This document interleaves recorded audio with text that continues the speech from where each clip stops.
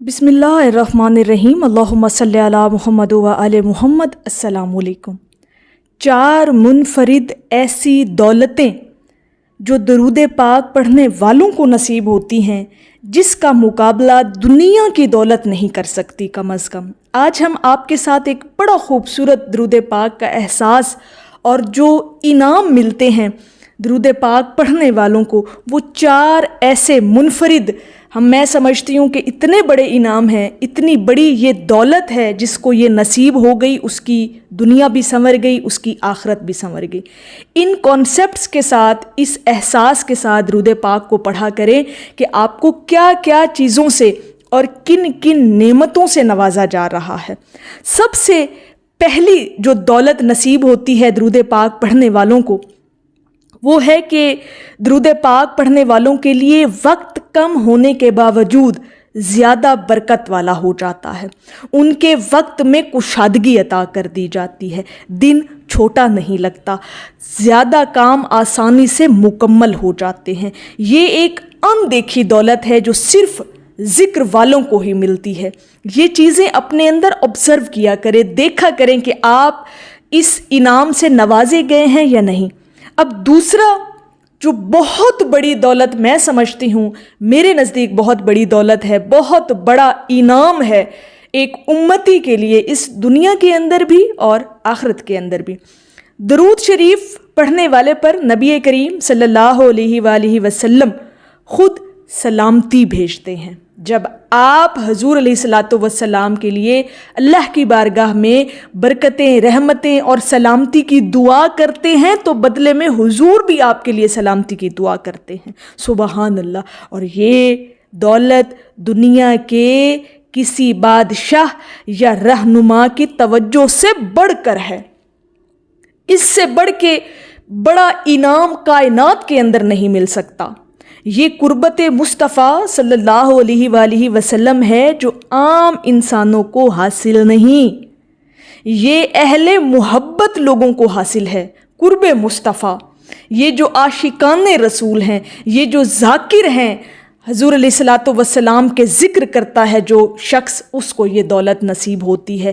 تیسری دولت جو اہل درود کو نصیب ہوتی ہے، بہت بڑی دولت ہے۔ یہ ایسی دولتیں ہیں جس کی دنیا کی جو دولت ہے نا، وہ مقابلہ نہیں کر سکتی۔ اب وہ تیسری دولت ذرا سنیے گا، وہ ہے روح کی لطافت، روح کی نزاکت۔ مسلسل درود شریف سے روح بوجھل نہیں رہتی، بلکہ ہلکی ہلکی اور پرسکون ہو جاتی ہے۔ ایسا لگتا ہے جیسے غم کا بوجھ اتر گیا ہو اور انسان اندر سے آزاد ہو گیا ہو، اور اتنا مطمئن کر دیا جاتا ہے اہل درود کہ آپ سوچ بھی نہیں سکتے۔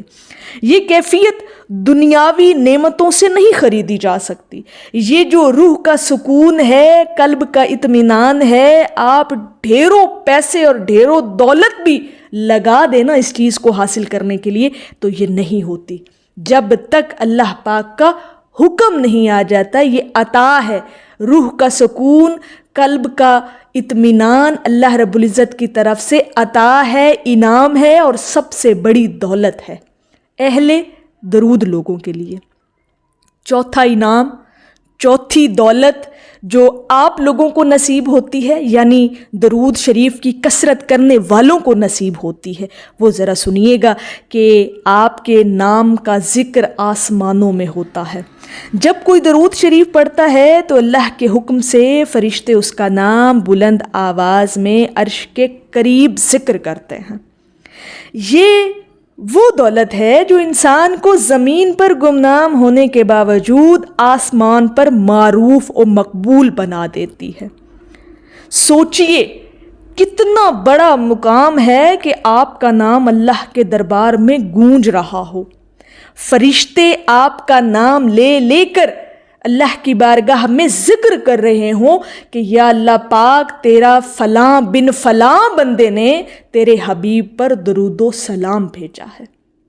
اس سے بڑی کوئی دولت آپ کما سکتے ہیں اپنی زندگی کے اندر کہ آپ کا نام مسلسل لیا جا رہا ہو اللہ کی بارگاہ میں، اور اللہ رب العزت سماعت فرما رہے ہوں آپ کا نام گونج رہا ہے بارگاہ اقدس میں، اور حضور خود سماعت فرما رہے ہیں آپ کا نام، اس سے بڑی کائنات کے اندر دولت کوئی نہیں ہے جس کو یہ نصیب ہو گئی۔ اور یہ نصیب انہی کو ہوتی ہے جو حضور سے محبت کرنے والے ہیں، جو حضور کے بارے میں عشق رکھنے والے ہیں، جو حضور کے ذکر میں ہر وقت اپنی زبانوں کو تر رکھتے ہیں۔ اولیاء کرام کا نا یہی وتیرہ رہا ہے اپنی زندگیوں کے اندر، اور انہوں نے دوسرے لوگوں کو بھی یہی تلقین اور تاکید کی کہ ہمیشہ درود شریف کو اپنی زندگیوں کا لازمی حصہ بنائیں، بلکہ آپ اپنی ساری زندگی ہی، میں تو سمجھتی ہوں کہ اگر آپ وقف کر دیں نا درود پاک کے لیے تو پھر بھی کم ہے۔ اتنی خوبصورت یہ عبادت ہے، کیونکہ اللہ اور اس کے فرشتے ہمہ وقت اپنے نبی پر درود و سلام بھیج رہے ہیں۔ اس سے بڑی دولت جو ہے نا، اس سے بڑا نصیب کوئی نہیں ہے۔ اگر آپ کو درود پاک کی یہ سعادت نصیب ہو جاتی ہے پڑھنا، پھر اس کی کثرت نصیب ہو جاتی ہے، پھر استقامت نصیب ہو جاتی ہے، پھر مستقل مزاجی آپ کے مزاج میں آنا شروع ہو جاتی ہے، پھر آپ کا دل نہیں لگتا جب تک آپ درود شریف نہ پڑھ لیں، پھر وہ مقام بھی آتا ہے زندگی کے اندر کہ ایسے نہ ادھوری ادھوری سی زندگی محسوس ہوتی ہے، ادھورا ادھورا سا وہ دن محسوس ہوتا ہے جس دن آپ کی غفلت ہو جائے، آپ کی کوتاہی ہو جائے درود پاک پڑھنے میں، تو اپنے آپ میں ہی ایک نا الجھن سی انسان کو محسوس ہونے لگتی ہے۔ تو یہ اگر ایسا بھی ہوتا ہے نا جی، تو یہ بھی بہت بڑی دولت ہے آپ کے پاس۔ آپ بہت خوش نصیب ہیں کہ اللہ پاک نے آپ کو چن رکھا ہے اپنے حبیب کے ذکر کے لیے، اور چنتا وہ انہی کو ہے جن کے ساتھ اس کو محبت ہوتی ہے، جس کو وہ اپنے قریب کرنا چاہتا ہے، تو پھر وہ اپنے نا محبوب کے رستے سے لاتا ہے اپنے قریب اپنے اس بندے کو، اور اپنے محبوب کی محبت کے ذریعے پھر اپنی محبت سے نوازتا ہے۔ کتنا خوبصورت احساس ہے نا، اللہ پاک جب اپنے بندے سے محبت کرتا ہے تو پھر اپنے محبوب کی محبت سے نواز دیتا ہے۔ پھر پہلے کہتا ہے کہ میرے محبوب سے محبت کر تاکہ پھر میں تجھ سے محبت کروں، اور پھر تیری محبت میرے لیے اور میرے محبوب کے لیے تیری نجات کا ذریعہ بن جائے گی۔ یہ بہت خوبصورت احساس ہے۔